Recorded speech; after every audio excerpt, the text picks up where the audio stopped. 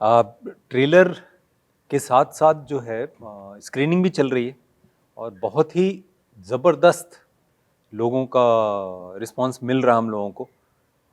लोग कहीं ना कहीं फिल्म के बारे में चर्चा कर रहे हैं, बात कर रहे हैं। फिल्म कहीं बहुत गहरे में असर कर रही है।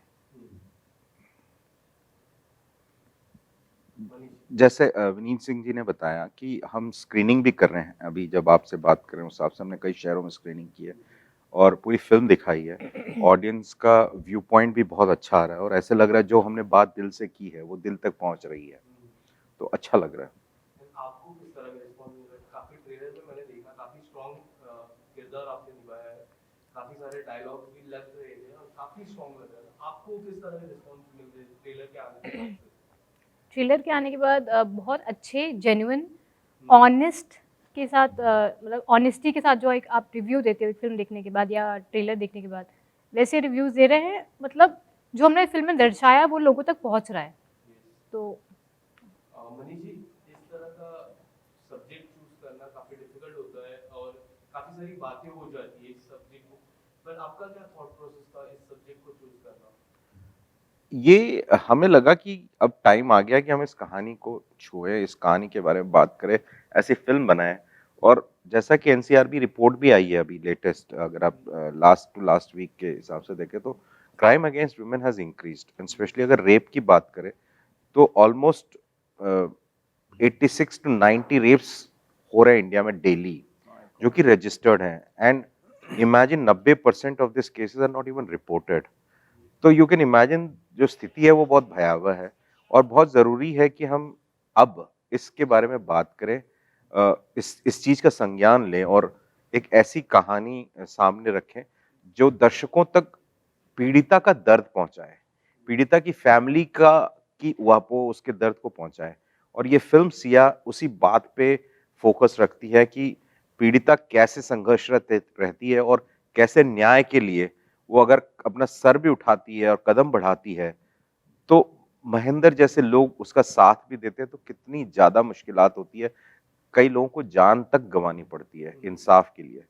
तो इसलिए ये हमने सोचा कि सब्जेक्ट पे बात करें और इस तरीके से कहानी करें कि दर्शकों को दर्द से रूबरू कराएं। सिया के बारे में मैं कुछ और जानना चाहूंगा आप लोगों से।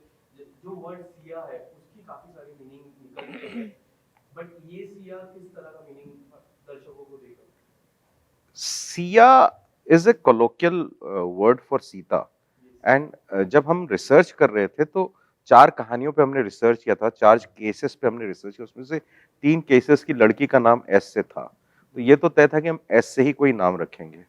और इस जब हम कहानी लिख रहे थे तो मुझे बार बार सिया ही नाम आ रहा था, more because of my link to what I portray this character as. तो पीछे और कोई बहुत ज्यादा ज्ञान और कोई लॉजिक नहीं गया है, दिल से आवाज निकली, वो दिल को सुन लिया और बस मैंने लिख दिया। और एक इस चीज़ पे मैं ऐड करना चाहूँगा कि देखिए हमारे यहाँ बहुत आप देखेंगे तो बहुत कॉमन इस चीज़ को पाएंगे कि घरों में नाम इस तरीके के हैं जो देवी देवता या किसी आराध्य के नाम से जो है वो नाम लिया गया। मेरे पिताजी का नाम शिवराम सिंह है, तो उसमें शिव भी हैं और राम भी हैं। तो बहुत सारे मेरे मित्र हैं जिनका नाम कृष्ण है, गोपाल है, तो इस तरीके के नाम होते हैं। और कहानी जहाँ की है वहाँ ये नाम पाया भी जाता है। सिया फर्स्ट चॉइस ही था as a title. First choice की बात नहीं, वही उभर के आया, कोई ऑप्शंस नहीं थे। और मैंने इस पूरी फिल्म में चाहे लिखने की बात हो चाहे शूट करने की बात हो, हमेशा दिल को सुना है। तो दिल से वही आवाज आई कि सिया छोटा नाम अच्छा नाम है, वही रखना चाहिए। आप क्या कहना चाहोगे? This your first movie debut and इस तरह का रोल प्ले करना, मैं देख रहा था ट्रेलर में, काफी मैंने पहले भी बोला काफी स्ट्रॉन्ग किरदार आपका नजर आ रहा है, पोस्टर्स काफी अमेजिंग है। कुछ आपके रोल के बारे में जो मैं नहीं जानता वो बताना चाहूंगा और किस तरह का एक्सपीरियंस था आपका? एक्सपीरियंस बहुत अच्छा था और पूरी फिल्म में बहुत इमोशनल रहा है। जब हमने प्रेप किया, जब हम शूट पे गए, टेकी हुआ जब, और जब फिल्म में उतर गए, जब स्टार्ट हुआ शूट और जब इंटायर मतलब पूरा जब शूट हो गया, तब तक बहुत इमोशनल था, बहुत बंधा हुआ था, इस चीज़ से निकल नहीं पा रही थी, ना मतलब ढलने में भी बहुत गहराई थी कैरेक्टर में, क्योंकि ढलने में भी बहुत प्रॉब्लम जाती थी कि on end off switch off जो वाला सिस्टम है वो नहीं होता था मेरे साथ में। और काफ़ी मुश्किलें आई, बट हमने बहुत अच्छे से उसको प्यार से जैसे सर ने बहुत अच्छे से उसको संभाला, और बहुत प्यार से इस फिल्म को बनाया गया है बेसिकली। तो मुझे लगता है कि ऑडियंस को तो मस्त देखना ही चाहिए। विनीत जी, आप क्या कहना चाहोगे अपने किरदार के बारे में? हमने देखा, आप बोल रहे थे वकील हूँ, नौटरी भी।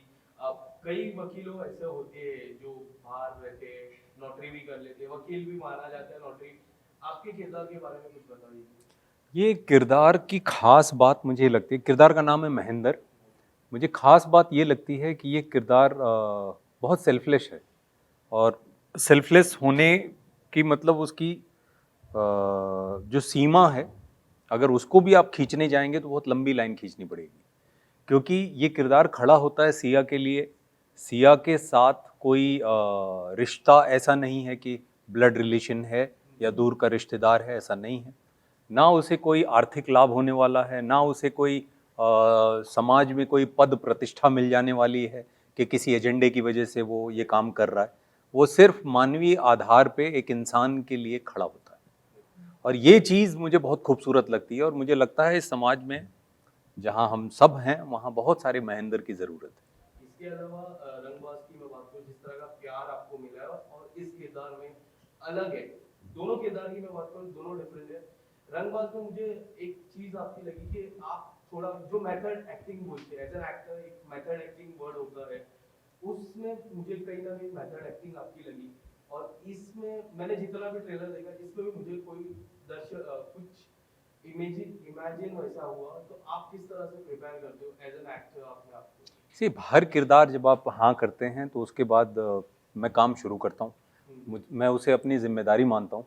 किरदार खुद जो है, स्क्रिप्ट जो है एक टॉर्च के जैसे मुझे बताती है कि ये चीज़ पिक करो, ये चीज़ पिक करो, और उसकी मैं लंबी लिस्ट बनाता हूँ। तो छोटी छोटी चीज़ें कहीं ना कहीं मेरे स्क्रिप्ट में लिखी होती हैं, उसको मैं अचीव करने की कोशिश करता हूँ। अब रंगबाज के लिए बहुत सारा प्यार मिल रहा है। फ़र्क इतना है कि रंगबाज में ये बाहुबली था मैं, जो किरदार मैंने किया, और यहाँ पे ये बाहुबली से लड़ेगा। क्या बात है। मनीष जी, इसके अलावा मैं पूछना चाहूंगा, जिस तरह आपने बोला जो सोसाइटी में जो हाल ही में जितने सारे केसेस आते हैं, क्या लगता है सर ये मूवी के बाद सोसाइटी में वो चेंज आप नजर आएगा? देखिए, एक फिल्म से कोई समाज नहीं बदल जाता, बट हाँ, एटलीस्ट हमारी जो कोशिश है कि लोग उस दर्द को समझे, उससे रूबरू हों और उस इम्पैक्ट को समझें कि सुर्खियों से हटने के बाद भी उसके बारे में सोचें। तो कहीं ना कहीं इम्पैक्ट आना चाहिए सोसाइटी में। लड़कियों को भी अपने हिस्से की ताकत मिलेगी इस फिल्म को देखने से, लड़कों को भी इस अपने हिस्से का शर्म और डर भी मिलेगा इस फिल्म को देखने से। तो मुझे लगता है कि ये फिल्म इम्पॉर्टेंट फिल्म है आज के ज़माने के हिसाब से, और सबको देखना चाहिए, including police and judicial system. Lastly जाते जाते एक छोटा सा संदेश इस मूवी को लेके, एंड आप कुछ कहना चाहोगे ऑडियंस को? मैं ये बोलना चाहूँगा कि जब भी इस तरह की घटना कहीं घटती है, तो इस फिल्म में भी आपको देखेगा परिवार के लोग, ज़्यादातर केसेस में ऐसा होता है कि परिवार के लोग लोक लाज की वजह से, बेइज्जती की वजह से उस बात को ये होता है बढ़ा के क्या फ़ायदा, जो होना था हो गया, भूल जाओ, कल को शादी करनी है, बदनामी होगी। तो मुझे लगता है इस सोच से हमें बाहर आने की ज़रूरत है। आपके साथ गलत हुआ है तो आप वॉइस रेज करिए, लेकिन उसके साथ साथ एक और चीज़ मैं जोड़ना चाहता हूँ कि जब गलत तरीके का आरोप कोई लगाता है तो उससे ये पूरा मूवमेंट बहुत कमज़ोर हो जाता है। तो इस बात की संवेदनशीलता का भी ख्याल रखा जाना चाहिए कि कहीं गलत आरोप किसी पे ना लगाए जाए। अदरवाइज जो 10 ऐसे केसेस हैं जहां एक्चुअली गलत हुआ है, लोगों का भरोसा गिर जाता है। तो ये दोनों बातों को ध्यान में रखना बहुत ज़रूरी है। मैं ये बोलना चाहूँगी लड़कियों को स्पेशली कि अगर आपके साथ कुछ भी या आपके आसपास भी कुछ भी गलत हो रहा है तो बोलो, प्लीज़ बोलिए। अगर आप नहीं बोलोगे तो वो चीज़ बढ़ती जाएगी। जैसे कि मेरे आसपास भी कुछ लड़कियों के साथ होता है, बट वो लोग बोलते नहीं हैं। तो मैं यही बोलना चाहूँगी, प्लीज़ बोलिए। और ये फिल्म देखिए। आवाज उठाइए, जी आवाज आवाज़ उठाइए और बैलेंस हमने देख लिया। सर आपका एक आखिरी मैसेज हमारे दर्शकों के लिए, आपने मूवी बनाई है, कुछ एजेंडा रहेगा आपके पीछे, क्या एजेंडा रहेगा वो? एजेंडा कुछ नहीं है, क्रिएटिव सेटिस्फैक्शन था और समाज के एक इश्यू को रेज करना था। और मेरा ये कहना है कि हम अक्सर रेप विक्टिम बोलते हैं उसको और उनको एक अलग नज़रिए से देखते हैं। मेरे हिसाब से वो सर्वाइवर्स हैं, वो फाइटर्स हैं, वो वीरांगनाएं हैं जिनके साथ गलत हुआ है, और बहुत ज़रूरी है कि समाज में उनको एक इज्जत दें, उनके लिए लड़ें, उनके साथ खड़े हों और उनको एक नई ज़िंदगी नए सिरे से शुरू करने का मौका दें, उनके और उनको परिवार को। बहुत बहुत धन्यवाद, थैंक यू सो बहुत मच बहुत एंड ऑल धन्यवाद। The best. Thank Thank you you. So much.